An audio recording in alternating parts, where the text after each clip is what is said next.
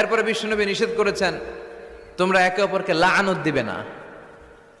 দুই কারণে নারীরা জাহান্নামে যাবে বেশি। বিশ্বনবী মেরাজ থেকে এসে বললেন, ইয়া মা'আশারান নিসা, ও নারীরা, তাসাদ্দাকনা, তোমরা বেশি বেশি সদকা করো, দান খয়রাত করো।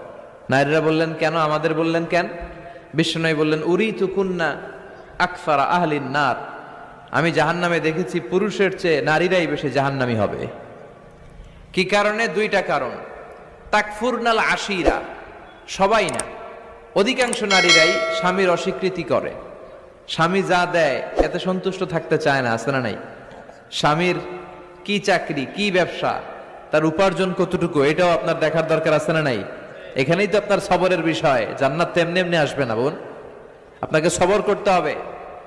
স্বামীর নাশুকরি করবেন না। পাশের বাড়ির ভাবিরা তো এত মোটা নেকলেস কিনা দিছে, তুমি দাও না কেন? এদের ঘরে তো দামি সোফা সেট, আমার ঘরে নাই কেন? এদের তো এটা করে, এদের তো এটা দিছে হাজবেন্ড, আমারে দাও না কেন? এই যে নাশুকরি, এটা তাকে জাহান্নামী বানাবে। দুই নাম্বার, তুকসিরনাল লা'না, তোমরা একে অপরের উপর লানত দাও। নারীরা রেগে গেলেই একজন আরেকজনের লানত দেয়। হেতুর উপরে আল্লাহর ঠেড়া হইতো, হেতুর উপরে আল্লাহর গজব হইতো, মানে তার উপর আল্লাহর গজব পড়ুক। এভাবে ঝগড়া লাগলে এক মহিলা আরেক মহিলাকে লানত দেয়। জুরির বোনেরা অবশ্য এগুলো দেয়টাই না, মাঝে মাঝে দে। আচ্ছা, তো এগুলো করা যাবে না। স্বামীর নাশুকরি করা যাবে না,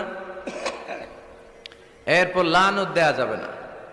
এই যে বিশ্বনবী যেগুলো নিষেধ করলেন, এগুলো থেকে যদি আমরা বেঁচে থাকি, আর যে চারটা কাজের কথা বললেন, এগুলো যদি আমরা করি, তাহলে জান্নাতে যাওয়ার পথকে আমাদের জন্য সহজ করে দিবে কে? আমি সব সময় নারীদেরকে 6 জন নারীর জীবনী পড়তে বলি, আপনারাও পড়বেন, বাজার থেকে কিনবেন।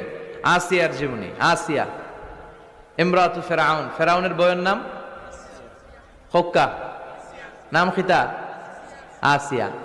এই আসিয়ার জীবনীটা প্রত্যেক নারীর জন্য পড়া ফরজ। কিভাবে তিনি ঈমান বাঁচিয়েছেন আপনি দেখবেন। এরপরে মারিয়ামের জীবনী পড়া ফরজ। মারিয়াম আলাইহিস সালাম, কিভাবে তিনি ইবাদতে মশগুল ছিলেন। দুইজন গেল। 3 নাম্বার, বিশ্বনবীর প্রথম স্ত্রী খাদিজা আল কুবরা তাহেরা। পতি ভক্তি কারে বলে, স্বামী ভক্তি কাকে বলে, আপনি দেখতে পাবেন ওনার জীবনীতে। 4 নম্বরে, বিশ্বনবীর একমাত্র কুমারী স্ত্রী আয়েশা রাদিয়াল্লাহু তাআলা আনহা, কিভাবে জ্ঞানার্জন করতে হয়। 2220টা হাদিস তিনি বর্ণনা করেছেন। নারীদের মধ্যে সবচেয়ে বেশি হাদিসের বর্ণনাকারী। ফ্যামিলির হাদিসগুলো বর্ণনার জন্য আল্লাহ তাআলা মা আয়েশাকে বিশ্বনবীর ঘরে ট্যাপ রেকর্ডার হিসেবে পাঠিয়েছিলেন। বিশ্বনবী যা বলতেন সব মুখস্থ করে নারীদের কাছে ওয়াজ করে ছড়াইয়া দিত। কি নারী ছিল!